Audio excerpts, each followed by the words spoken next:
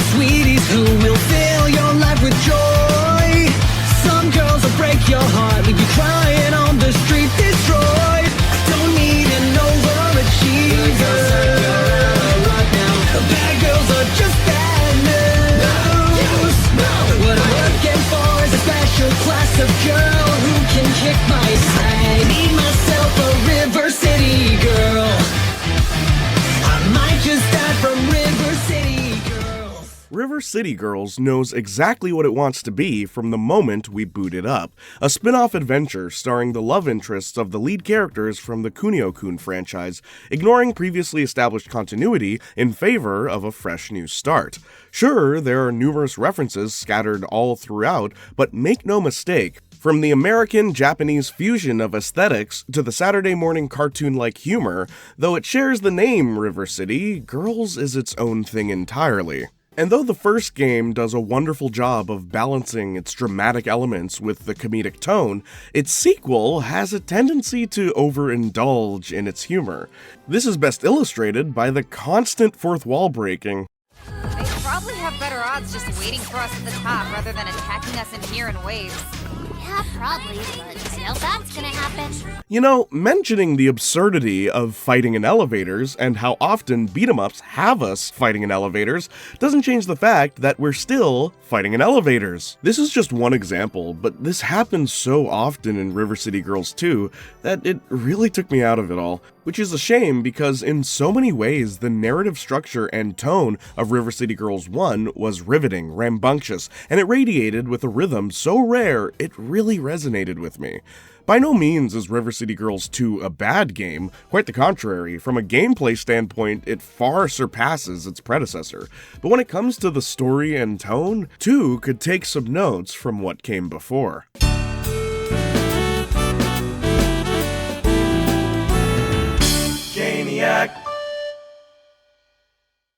See that? That's my theme song. And like most theme songs, it sets the tone for what's to come. So what genre do you pick to match the erratic, hot-blooded action of River City Girls 1? Why, punk rock, of course.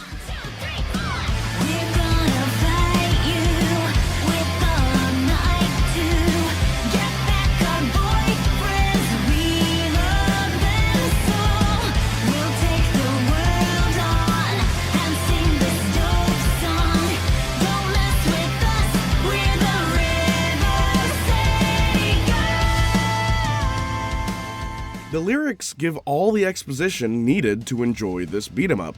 There's these two girls, their boyfriends have been kidnapped, now they're gonna save them. An awesome and refreshing role reversal without ever getting preachy about it. Our protagonists, Kyoko and Misako, love their respective boyfriends, Riki and Kunio, almost to the point of unhealthy obsession.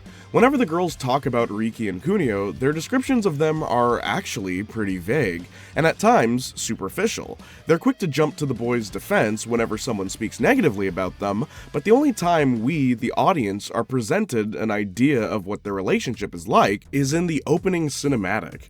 This is genius, once you consider the game's ending. But we'll get to that later. It should be noted that the snarky tomboy Misako is paired with the hot-blooded hero Kunio, while the playful and kind-hearted Kyoko is paired with the more reserved and stoic Riki. These are the characters as they're portrayed in River City Girls continuity, and I will be analyzing them on their own merit. Misako is a pretty straightforward character. She revels in violence, cuts with her words, and has an aversion to all things feminine. Well, not all. She wears lipstick and the color pink, so yeah. Her fighting style consists of wrestling moves with much more aggressive and to-the-point techniques compared to Kyoko, whose moves are a lot more flashy and over the top. Kyoko, in my opinion, is a much more interesting character. On the surface, she's just an airheaded girly girl that's nice to everyone she meets, but all of that changes once you remember that she's considered just as much of a delinquent as Misako. She was expelled for stealing basketball hoops in 5th grade, and as these scenes suggest, And I'm ditching my school to hang out here. I humiliated you by expelling you from your school. Seriously? I don't even go to that school.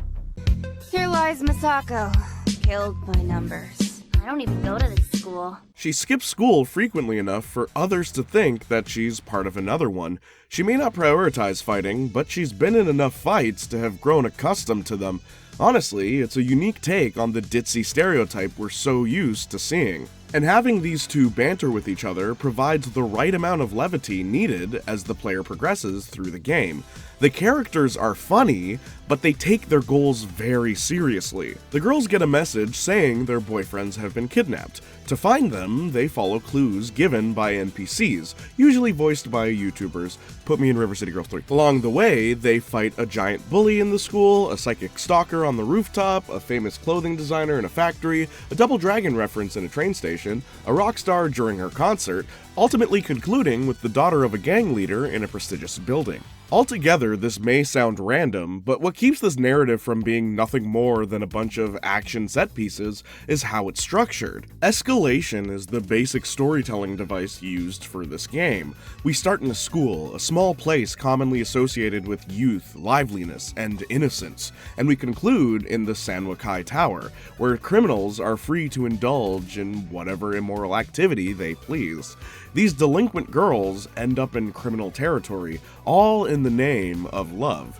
To make things even funnier, right before they fight Sabuko, the daughter of crime lord Sabu, once the girls realize their boyfriends aren't there, they're prepared to go somewhere else to keep looking.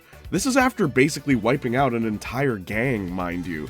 They were ready to just keep going. I love that. But the reason they even got this far is because each boss would tell them where they last saw Riki and Kunio. Because every account given for their boyfriend's location is completely different, it leans quite well into what's being foreshadowed. From the very first level of the game, Hasebe and Mami keep reappearing to insult our heroines along their quest, with some very interesting dialogue. Have you two seen Kunio or Riki? Just like every day. Every night, actually. They've been kidnapped! I got a text! That must be so special for you. We don't got time for this! Step aside! We need to find our boyfriends! Your boyfriends? Could they be any more clueless? What's so funny? Kunio loves me. Riki is mine. Do you honestly think they'd give a pair of rejects like you two the time of day? Why does it matter what time it is? I don't believe it! Kunio, he likes me! Sure he does. And Riki is totes my BF. Go ahead and ask him! Oh, we will. Tonight. And when this is paired with dialogue from other characters, But when I got to the park, Kunio was already there. And so was Hasebe. Oh, dang! That's hecka sad! For Kunio, maybe. That trash girl never deserved him. Have you seen Kunio and Riki around here? Nope. Why? They ditched you guys again? Again? No, they got kidnapped. What about the boys in this photo? Sorry, but I ain't seen them. But you kidnapped like everyone. So then maybe they weren't kidnapped. But then, where are they? Who knows? it becomes quite clear what's going on. You see, after besting Sabuko, the girls fall out of the tower, and this happens. Oh man, you were right, Ricky. A trip to the spa's just what we needed. I agree, Kunio. It is relaxing. Huh? Ah! It's girls! Look away! The spa's for men only. Kunio! You big dummy, we've been looking all over for you! We thought you were kidnapped, Ricky Poo! Ah, jeez. It's those crazy girls again. What were their names? No idea. Come on, let's get out of here. Yeah, maybe Hasebe and Mommy are still up. Now, I'm aware that this is a controversial take, but I'm gonna say it. I love this ending. Discovering that we were in fact playing as the delusional jealous girls is quite interesting. Though their intentions were good, what they were doing was never heroic, but rather selfish. It explains why their descriptions of their boyfriends are so surface level, and it changes how we view earlier scenes in the game, especially with Hasebe and Mami. This is made all the more entertaining once we fight them as the secret boss. Face it, rejects. We're the ones Kunio and Ricky love. Yeah, admit it! Are you crazy? They barely remember you. Yeah, you guys dated them for like one 16-bit game. That wasn't even released in the USA! Talk about obscure. You wanna fight again? Fine, you're their girlfriends. Whatever. It's worth noting that originally the ending remained the same regardless of which boss you fought, but after fans complained, we got a new ending. Kunio! You big dummy, we've been looking all over for you! We thought you were kidnapped, Ricky Poo. Kidnapped? As if. What made them think that? No idea. Come on, let's get out of here. I'm starving. Let's get a Merv burger. You girls want to join us?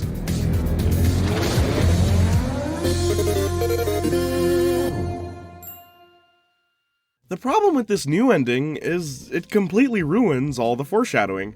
Now, it's just characters giving false information. Though, to be fair, there were already inconsistencies with the original ending. Stay down. Don't make us fight you again. Got a real mouth on you. Must be why Kunio likes you. Exactly! I came here to train myself and get tough like my hero Ricky. My Ricky? The very same! And hey, if Riki and Kunio were never in danger, then who sent the message saying that they were at the beginning? Did I miss something there? Anyway, it was a dark ending with a dark twist, and the gradual progression from a funny and lighthearted tone to a dark and twisted tone was reflected perfectly in the soundtrack. Had they stuck to their guns, it would have been interesting to see a follow-up to this. What happens once the delusion has been proven false? These two girls who've been primarily defined by their relationship would have to actually create their own character, their own goals, their own adventures. It would have been cool. These punk rock delinquents going on dark and twisted adventures with a lighthearted backdrop and aesthetic. It would have created this perfect blend of tones and given the series a very unique identity. But fans didn't like the twist, so it was changed. And so too was the tone for the sequel. Okay, wait, before we get to 2, a prequel was released titled River City Girls 0. Truthfully, this is a localization of Japan's 1994 game, bear with me, Shin Nekatsu Koha, Kuniotachi no Banka. I'm sorry. This story has a much more serious tone than River City Girls, and heck, even other games in the Kunio-kun franchise, but it stars Kunio, Riki, Misako, and Kyoko, so it kinda made sense to adapt it. So, how do you integrate such a grim adventure into our newly established humorous tone? You don't. Interestingly, this game offers 2 English translations, one that directly translates what the original Japanese game intended, and another that westernizes the script to fall more in line with River City Girls. One likely reason for this is because, well, the original game hasn't aged well in terms of modern Western values. Kunio and Riki spare no insults towards their supposed girlfriends, which kinda makes sense. Remember, Kunio and Riki are delinquents. They're not exactly model citizens, but it's easy to see why that may not sit well with modern audiences, so changes had to be made. The strangest of which is the framing device. So this quote-unquote prequel to River City Girls is framed as a game being played by Misako and Kyoko. They flip-flop between the game actually being their past and it just being a game. So, like, which is it? If it's just a game, then why do they mention a desire to dress the way they used to? If it's really their past, then why don't they remember being shot? Well, it doesn't matter, it's all a joke. Everything is in service of a joke. Any comment that they make about the possible continuity is just a joke, meant to be laughed at and ignored. We get the references, and we appreciate them, but come on, does everything have to be a joke? Admittedly, it's a neat way to introduce new audiences to characters like Ken, but this only gets undermined once we're reintroduced to him in River City Girls 2. Remember how I said a theme song sets the tone for what's to come? Well, here's the theme song to River City Girls 2. There's a new final boss in town. It's some really bad guys. But fighting beside my BFF, we probably won't die. Probably. It's time for you to leave now. You're not welcome in this world. Pack your bags, you're getting evicted by the River City Girls.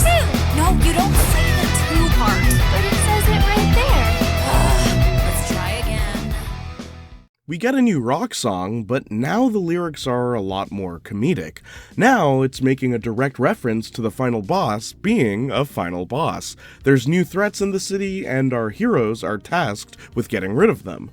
Once again, we're given a simple plot, but now it's a bit more vague. It's great that we aren't retreading the same story beats as last time, and honestly, the idea of a sequel was rather enticing. The girls could now be defined by more than just their relationships. They could have personal stakes this time around, and maybe fight bosses that actually have it out for them.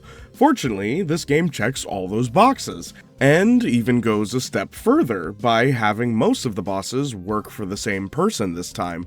But when it comes to who the bosses actually are, it was hard to get excited compared to last time.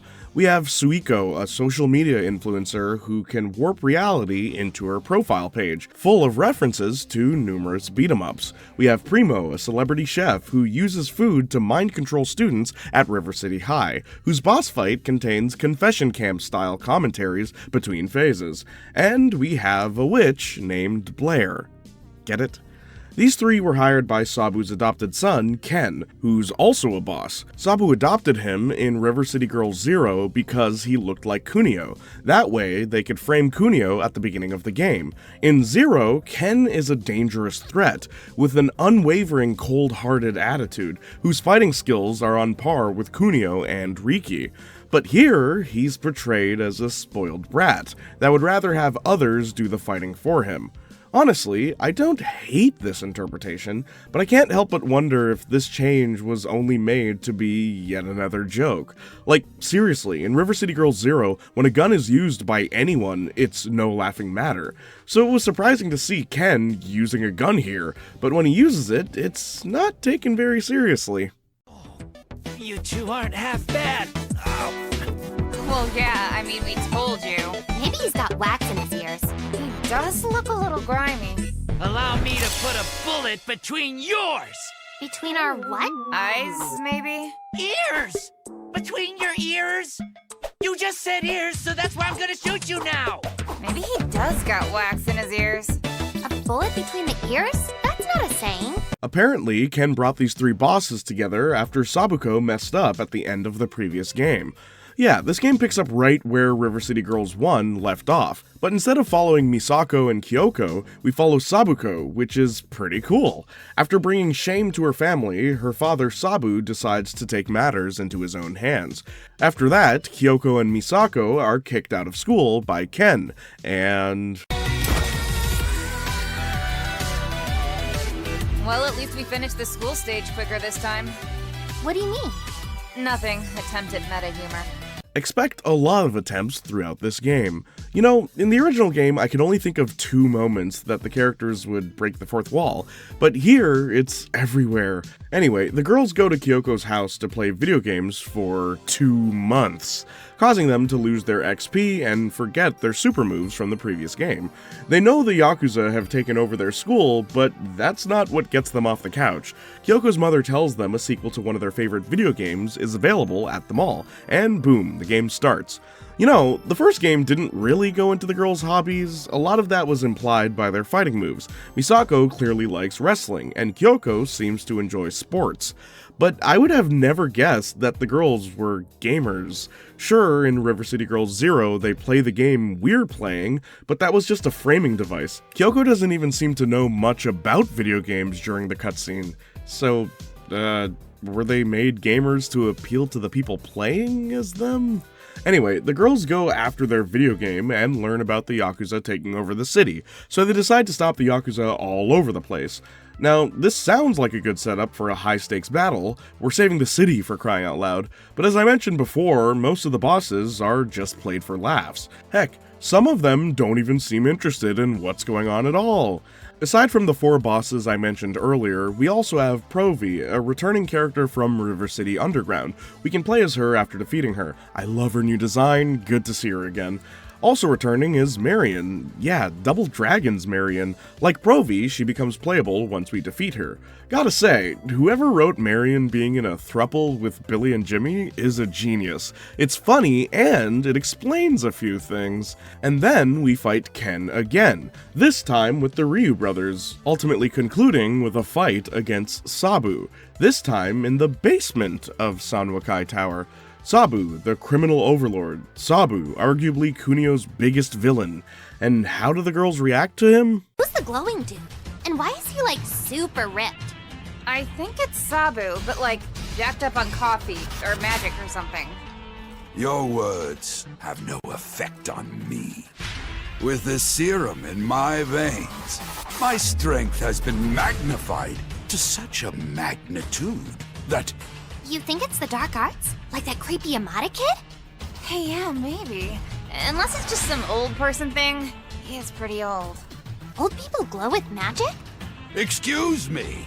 I'm trying to tell you about my master plan. It's very impressive. If you just listen for 2 minutes. I bet it's special effects, like in the movies. Oh yeah, I saw a movie once. All kinds of stuff glowed in it.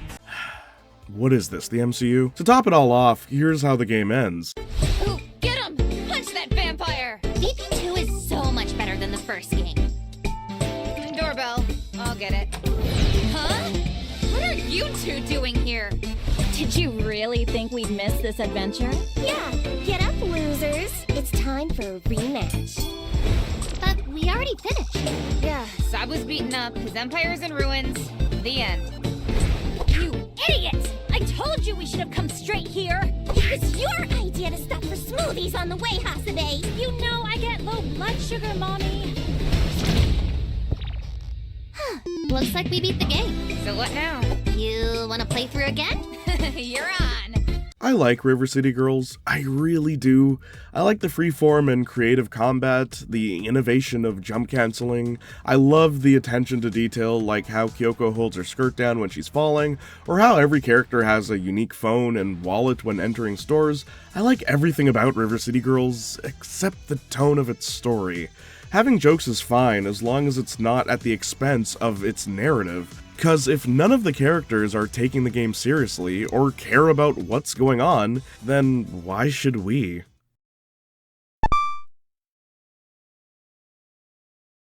Honestly, River City Girls 3 could pick up from the Hasabe and Mami ending. They clearly remember events from other games in the franchise, so maybe that knowledge, knowing that they should be the main characters, plagues them and sets them on a path of revenge. We could even start the third game playing as them, crafting a team of fighters from other games to destroy all of River City, one district at a time. Have Kyoko and Misako actually lose some districts, forcing Misako to enlist the help of bosses from previous games.